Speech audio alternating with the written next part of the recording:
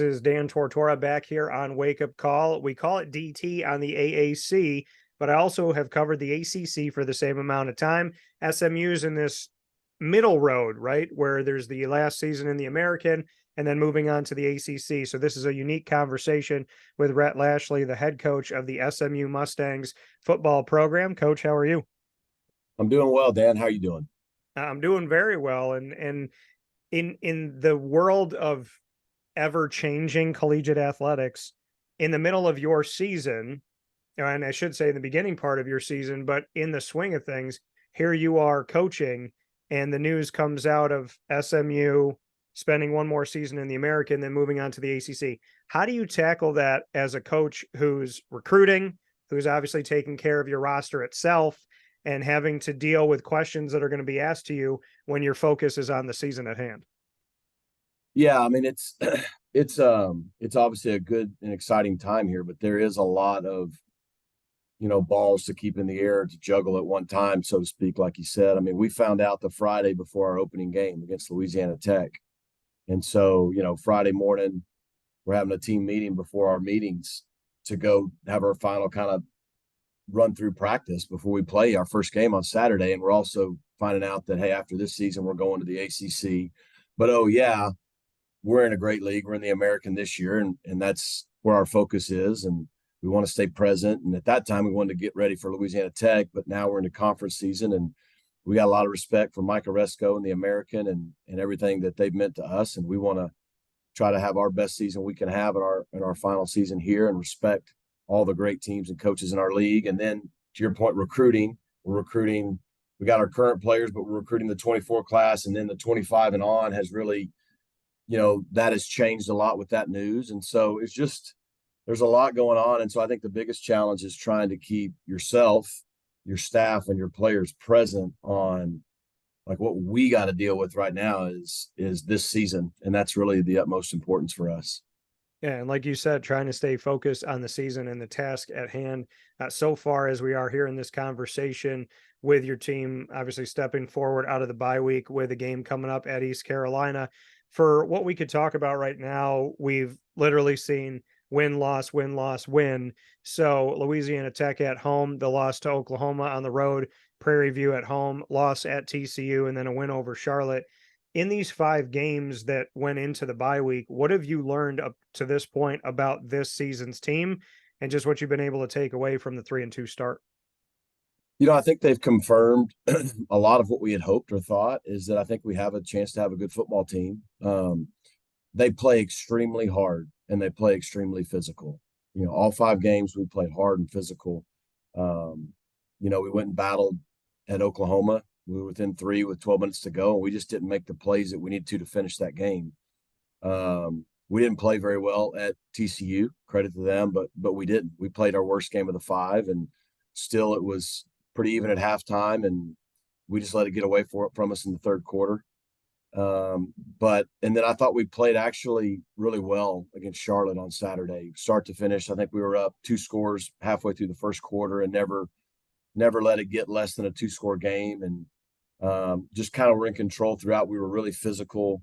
They've got some good players. And so I think we found that we have a good team, which we thought we did. We've played really hard, really physical, but we had 2 opportunities to beat good teams on the road and we didn't do it. And so now into conference play, if we want to put ourselves in position to compete for this league, we're going to have to go on the road and win. Our next 2 are on the road midweek games, and we've got to find a way to go on the road and close out and win some good football games in tough environments.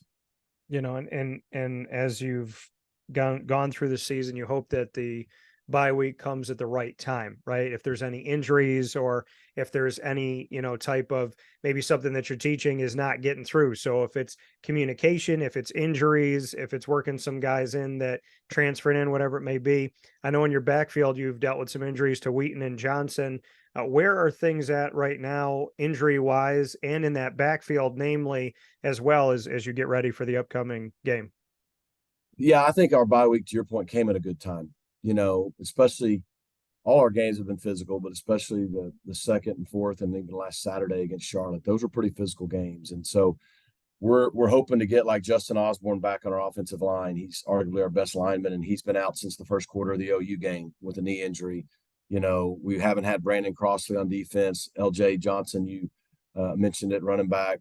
So, and then we got pretty banged up in the Charlotte game, so we had some guys who really needed this week off to be ready for next Thursday. So I think it came at a good time for that. It came at a good time for what you said is usually 3, 4, or 5 games in, you now have confirmed what you think the identity of your team is on defense, offense, teams.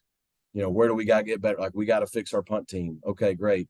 What do we solve that? Hey, on offense, we kind of now know what our identity is. So let's play and lean into that.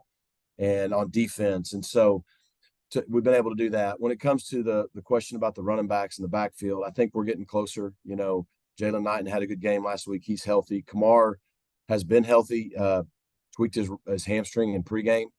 Wasn't able to go. I don't think it's serious, so there's no reason for me to think he couldn't be available, but by Thursday, but we'll see. And then LJ, I think I'm optimistic he'll be back this week. He's really been out the last 2 or 3 weeks, and so hopefully getting those guys back, we're getting a little healthier in the backfield too. Yeah, In these unique times, there are those in our community that give us a sense of normalcy and positivity. Pizza Man on 50 Oswego Street in Baldwinsville has been here for you for over 35 years and is here now. Call 315-638-1234 or order online at pizzamanbville.com to bring those familiar tastes into your home. And remember to come see our monthly on-site broadcasts centered around the community and our Baldwinsville Bees. Pizza Man in Baldwinsville. Any way you slice it, they are always here for you.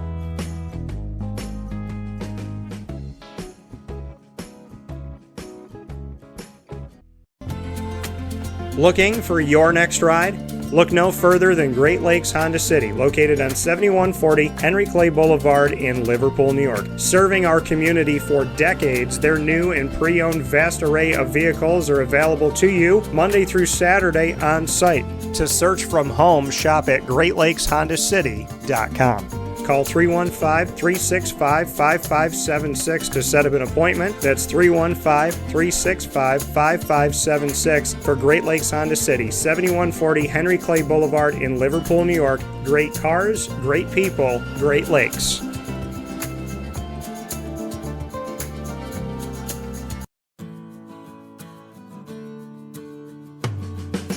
Our corporate purpose at Chick-fil-A is to glorify God by being faithful stewards of all that's entrusted to us and to positively influence all those who come in contact with Chick-fil-A. And what became increasingly clear from our success in Cicero is that people love Chick-fil-A. And also, I think we recognized that, we had a great opportunity to grow the brand and grow our platform. I felt incredibly grateful when I was, selected to be a Chick-fil-A operator.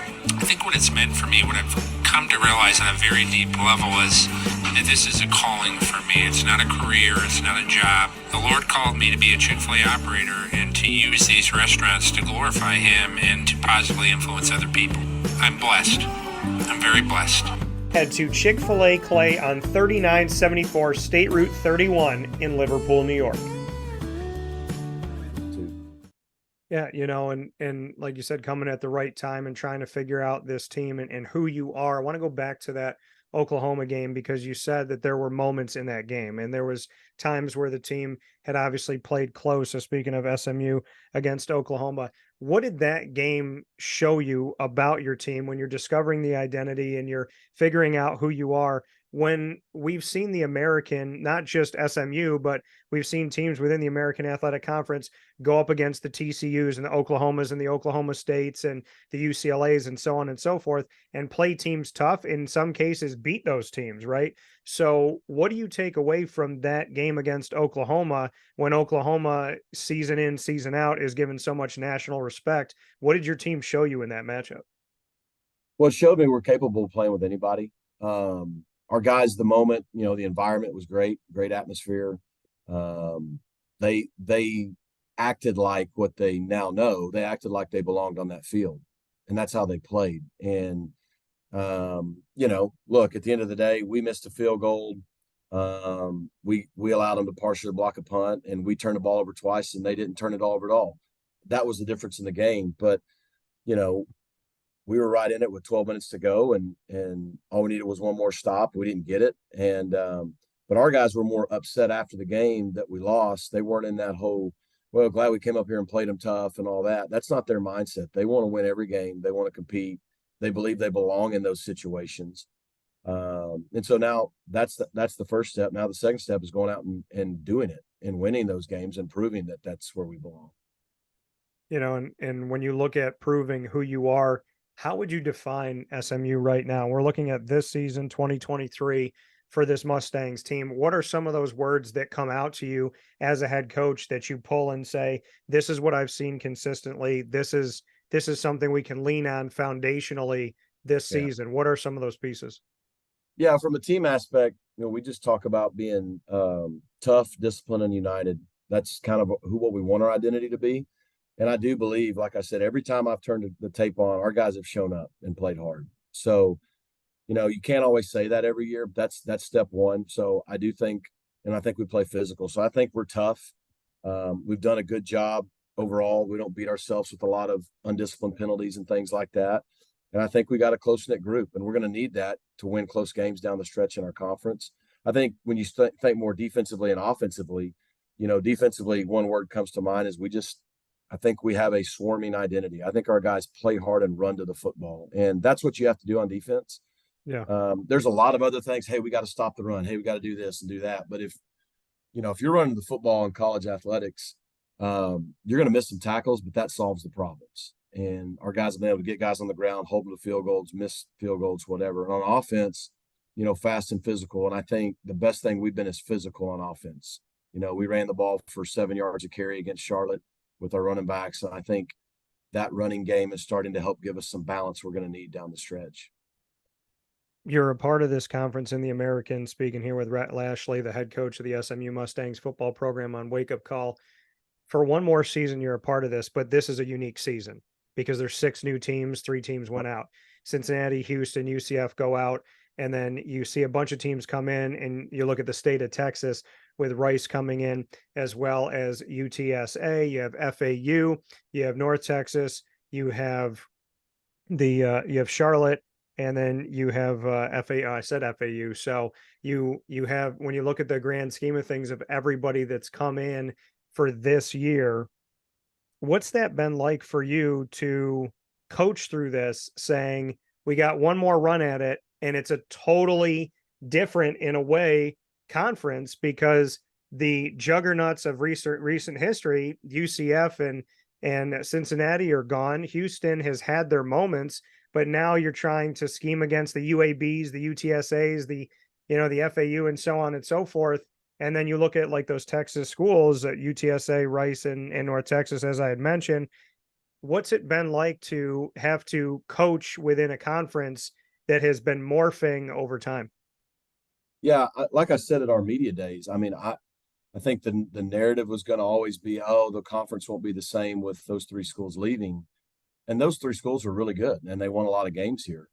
But the 6 schools we added, I mean, there's a lot of, I mean, you look at what UTSA's done the last few years, you look at what UAB and FAU have done in the last decade, and that's not talking about how much better Rice is this year. Yeah. You know, I think North Texas and Charlotte are going to only benefit from being in our league. And so I think you could argue top to bottom, there's more parity. And oh, by the way, the defending champs in our league, Tulane, won it last year. And right now they've done nothing to show they're not just as good as they were a year ago. And you look at how good Memphis is playing, and like, it's still a heck of a league with great coaches. And so it's unique because I think of the 8 conference schools we play, I think, and I may be wrong off the top of my head, Memphis may be the only school we play that is the same team with the same coach that we played a year ago. So to your point, like, you know, we're playing Rice. We didn't play them last year. We're playing North Texas with a new coach. We're playing Navy. They got a new head coach. Playing Tulsa. They got a new head coach. We didn't play Charlotte. We didn't play East Carolina. We didn't play Temple. Yeah. So it is different because the familiarity usually is more consistent in your conference. And now they may not be as familiar with us either, but that is unique, probably going into your conference play. Yeah, and when you're coaching that, right, when you have teams that you haven't played before, and then at the same time you have teams that you have played before that have new coaches, new systems. Obviously, the transfer portal changes a lot of things around. Big picture of looking at this, when you return as a coach, normally you're saying to yourself, okay, we know who this coach is. We know how he coaches. We know the schemes that he likes. We know how they play. We know the talent that they have. Because of the transfer portal, because of what you alluded to with coaching changes and realignment, you're essentially at the same school feeling like you could be in a totally different world. How strange is that? I mean, it's super strange. To your point, it's like being in a different league. And it goes both ways. They got to learn who we are too. And so there's those nuances, but it is strange. Like I said, it's really unusual. We had such a good influx of those 6 schools, and then of the remaining, 8 schools, it feels like half or more of them changed coaches. And so, but it's exciting too, because that keeps it from getting stale, right? Like Tulsa's been playing robber defense forever, and they don't do that anymore, and so on and so forth. So I think it's exciting and fun for everybody. Here with the head coach of the SMU Mustangs football program, Rhett Lashlee. Rhett, to look at the fact that this is the last season for SMU in the American, it feels strange from my seat in covering both the American and the ACC so closely over the last decade. It also feels strange because the American moved down during COVID to Irving, Texas, and we just had media days in the Dallas, Arlington area, which is where you are. So the American will be there for media days, and you'll be right down the road, but part of another conference. What are your thoughts on the move? I think it's just, as we all know, it's a very unique time in college football, and moves are no longer geographic. UCF's playing in the Big 12, and we're about to be playing in the ACC. But I think the move, look, like I said, for my seat, it's hard for me to go there right now too much because I have to stay present. A lot of people are working on transition. Like I said, we're in a great league and we're focused on that. But I do think while everything that the American has allowed us to do has been really great, and we've been a proud member of the league and very grateful to the opportunities it's provided us, I do think it changes things, for the future for our program and for our athletics and really our whole school. Because I think a lot of schools either change conferences as already power schools or they move up, right? Like in UCF and Houston and Cincinnati. Well, really more UCF and Cincinnati's case. We're more like a Houston in that we've been in that level before. SMU's been at the quote power level. They didn't call it that then, but the Southwest Conference was definitely one of the best conferences back then. So a lot of, history and a lot of things at our university believe that that's where we belong because we've been there and had success there before. And so I think that's, I think at the end of the day, it's going to be a huge asset to our just entire university, which will obviously benefit football and all our athletic programs. I know you said you're living in the moment, but at the same time, when you think about down the road for you as a coach, being in the seat that you're in at SMU, does it energize you? Are you excited? I mean, we just spoke about the fact that last season to this season, you're in the same league, but it feels different with the transfer portal realignment and coaching changes. Now, next season, you're going to feel it again, right? And you might be playing North Carolina, playing Syracuse, playing Miami and whatnot. So I know that you're here in the moment right now, but to go there for a second, how do you view that as a coach, that your conference play is going to be, if it feels new this year in the same conference, it's going to be new next season? Yeah, I think you said some good words. It is exciting. It does energize you if you're a competitor, challenging. I think probably the word that I really think of is just a great responsibility, for our program, making that step. And, what we want to grow to in that process is we have high goals, and it's going to be really hard, and it's going to be fun to be a part of doing it. Yes, for me personally, it's weird. You come in and your first year as a head coach is your first year as a head coach. Like, that is what it is. And then your second year, the league has changed that you're in so much that it's the same league, but there feels like a lot of differences, right? And then to your point, now your third year, you're going into a totally new league when, you know, you're probably going to play a schedule with 10, maybe 11, quote, power four or whatever you want to call them, schools on your roster. I mean, on your schedule. We've not played more than 2 or 3 in a season in 3 or 4 decades. And now we're going to go play 10 or 11. So like there's each year is almost like a new first year. But that is exciting. And most importantly, though, it's just, I think it's a huge responsibility, and I'm honored to get to lead our team into it. I know that this is on the outside looking in, but it obviously affects your program. No money in TV revenue for up to 9 years, almost a decade when you join the ACC. And all we hear from the outside is, well, the donors at SMU, they're incredible. You don't understand that the donors are going to step up. In a 7-day stretch here this past month, $100 million raised. What can you say about the donors and about the connection to those avid Mustang supporters that you feel like you have, that you can bridge this gap? Because I know it's a institution thing that's going on with SMU, Yep. but it affects football. Yeah, I think that's what's special about this place. And I think that's why everybody here always knew in their hearts they felt like SMU belonged on the largest stage nationally because we had been there and had success. And I think they knew the potential. You know, I know some people called it a sleeping giant and all those things. Like that, those resources and that support has always been there. You know, there's just been over the last 35 plus years, you know, a lot of adversity the program had to go through. And so now all this move did is just re-energize the entire fan base, alumni base, and university and program to everybody's in now.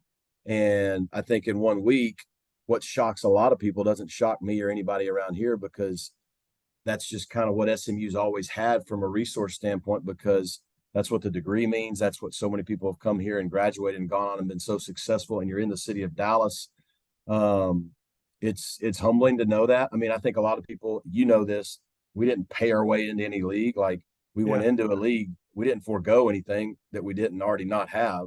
You know, we'll probably be at about the same level in terms of what's coming into our league as we were in our current league.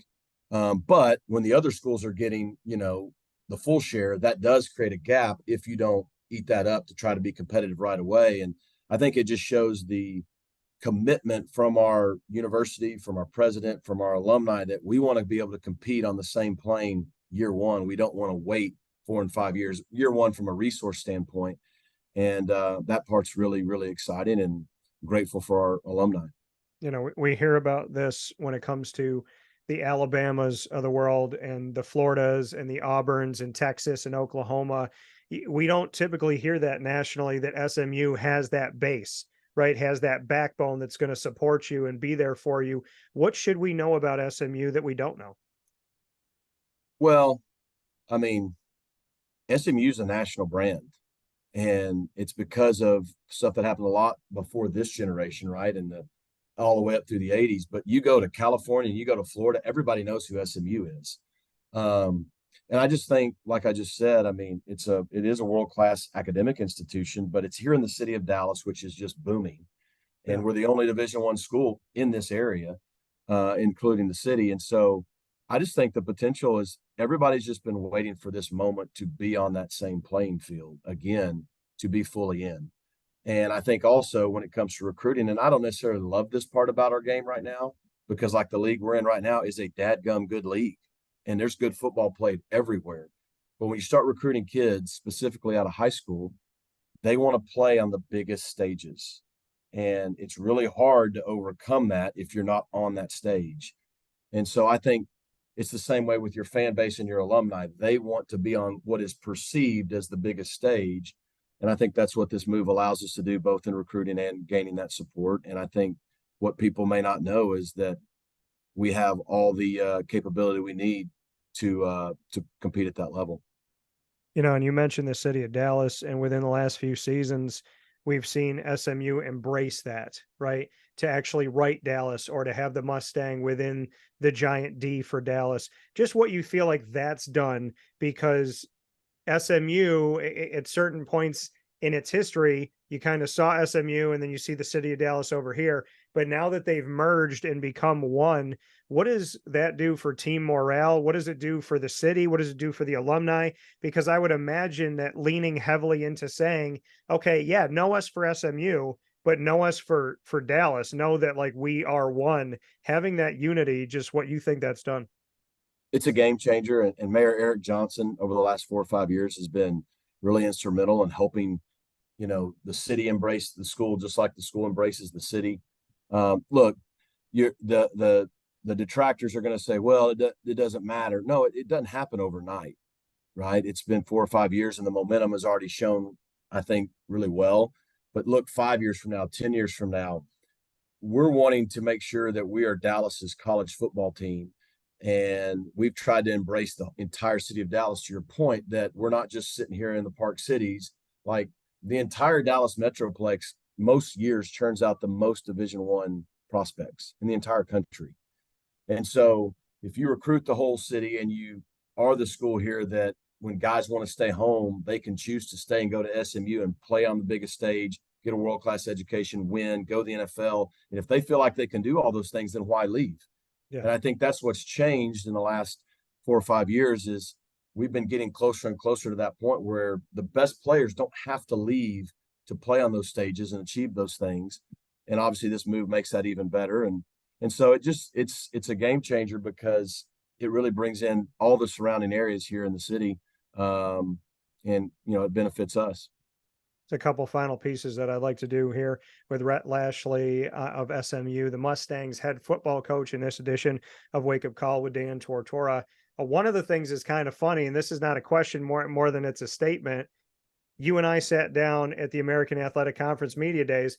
Can I already ask for you to sit down with me at ACC Media Day coming up here? So, yeah, I mean, I'm hoping that we'll both be there. So yeah. So and I definitely appreciate that.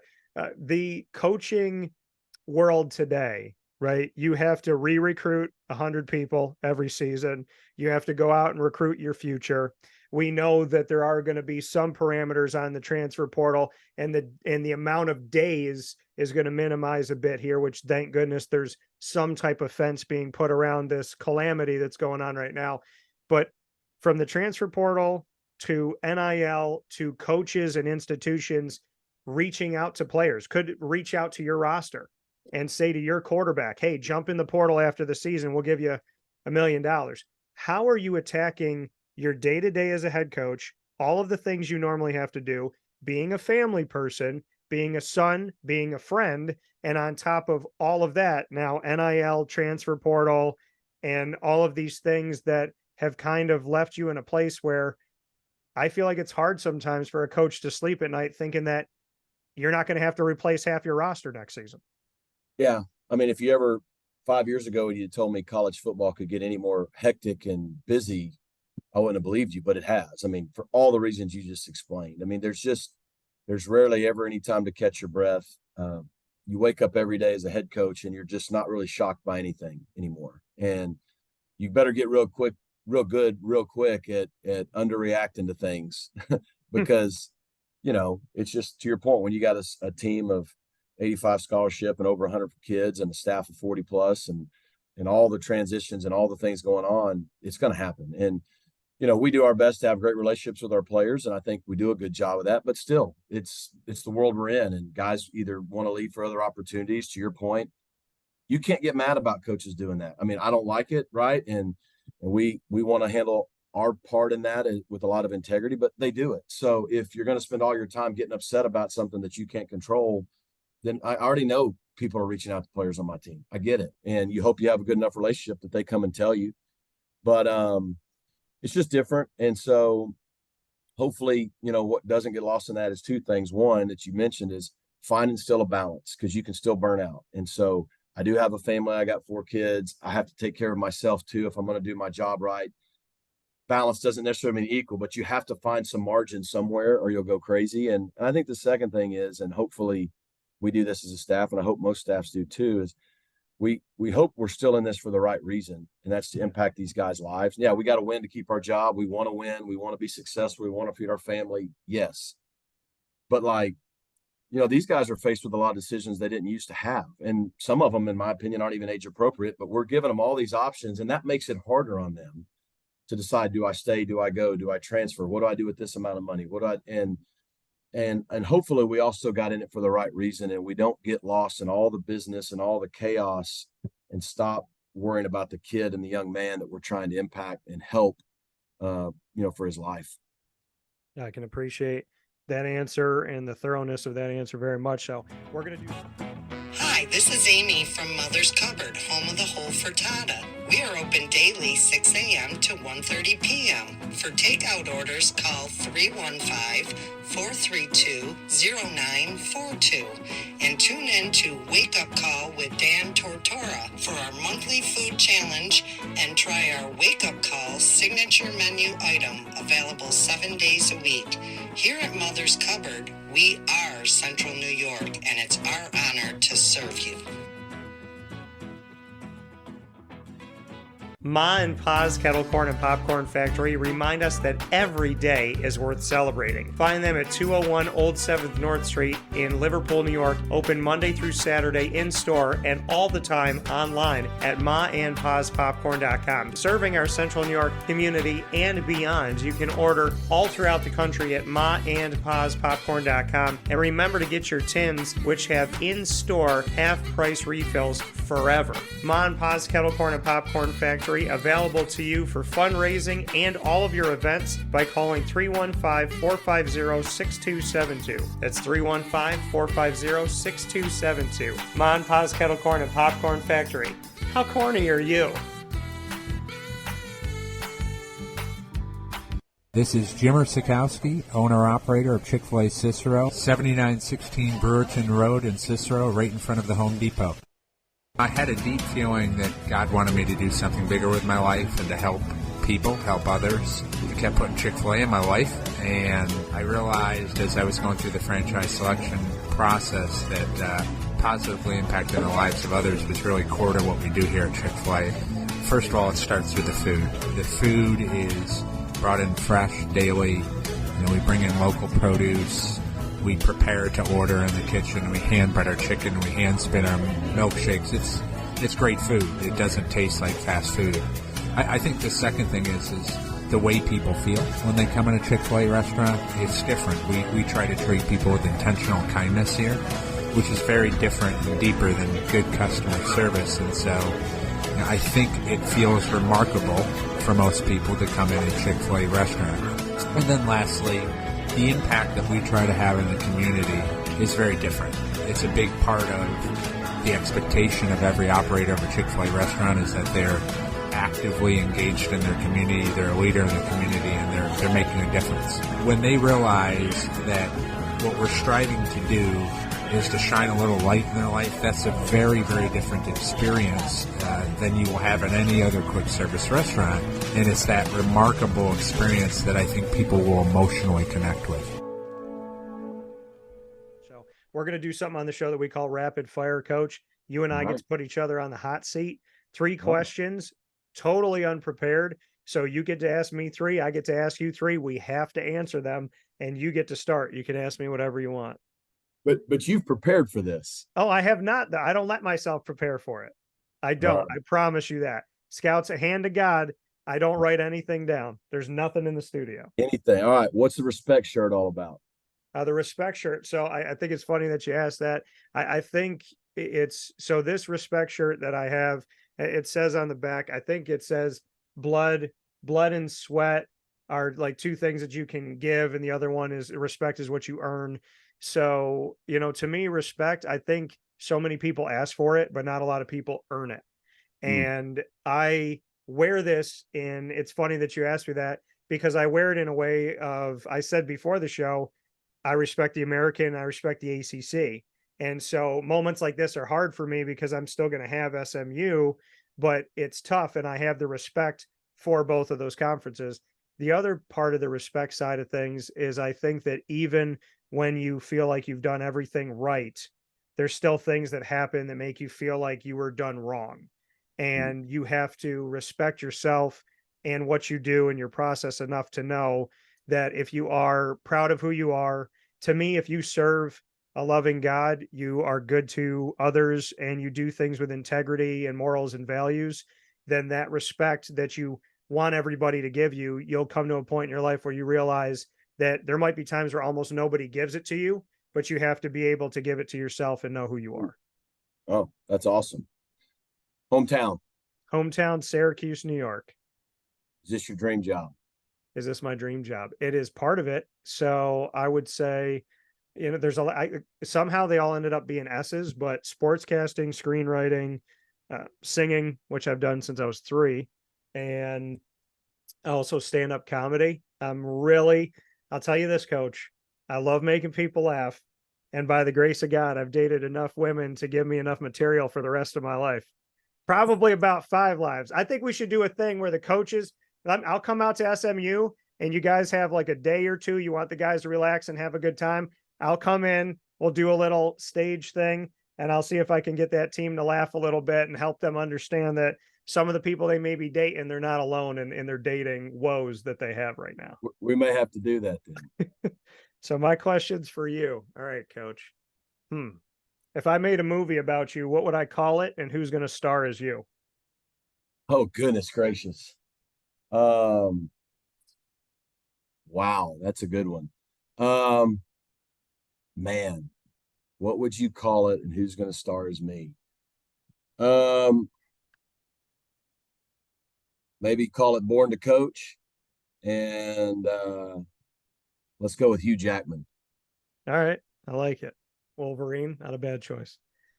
Second one for you, Coach. One food that you could live the rest of your life eating if you could only have this one thing. One food. That's all I can have. Forever. Well, no matter what you eat, it's going to get old and boring real quick, even if you love it, if that's the only thing you're eating. So probably the safest thing that's somewhat healthy and gives me the nutrients, I'll go with chicken. I mean, I'm from Springdale, Arkansas. They call it Chickendale for a reason. So Okay. we'll go with that. Funniest moment in your life up to this point? Funniest moment in my life. Goodness, that's 40 years of stuff to catalog through real quick. Oh, man. That is a good one. Okay, I don't know. This is I mean, who knows what the funniest moment of my life is, but I'm the OC at Auburn. We're playing Dak Prescott when they were ranked like 1 or 2 in the country at Mississippi State. We were like 2, they were 1, 2, whatever. It's a rain game, and we're about to get a delay a game, and I go sprinting down the sidelines towards the line of scrimmage to call a timeout, and I slip and busted on my butt and like slip and slide into the official and just tag him. And he looks down at me and starts like screaming and cussing at me, and I'm just like, please God, timeout. That was kind of humiliating, but then I made Come On Man with Mike Ditka on ESPN that week. So that's probably not the funniest, but it's the best one I could think of on the spot. I like it. And did you get the timeout? You got the timeout. That's all that matters. And the funniest part, so Gus was the head coach then, and you can see on the CBS TV copy, I hit the official, and Gus is like right here. And when he realizes what happened, he just turns and walks the other way. He's like, I'm not anywhere near this. That's awesome. Yeah, Gus is like, yeah, he wasn't a part of this. I don't know this guy. I like that. That's fun. That's as long as you got the timeout, that's what matters. Yeah. So with that coming from Rhett Lashlee, the head coach of the SMU Mustangs football program, and here on Wake Up Call with Dan Tortora and our coverage of SMU. Thank you, Coach, for your time. I appreciate it. And if you can make a phone call to Rashee Rice, let him know I got a bunch of his rookie cards, so I need him to have a good season. Hey, I'll do it because my boys got a few and they want him to sign them. So fair enough. Thank you, Coach. I appreciate it. Thanks, Dan.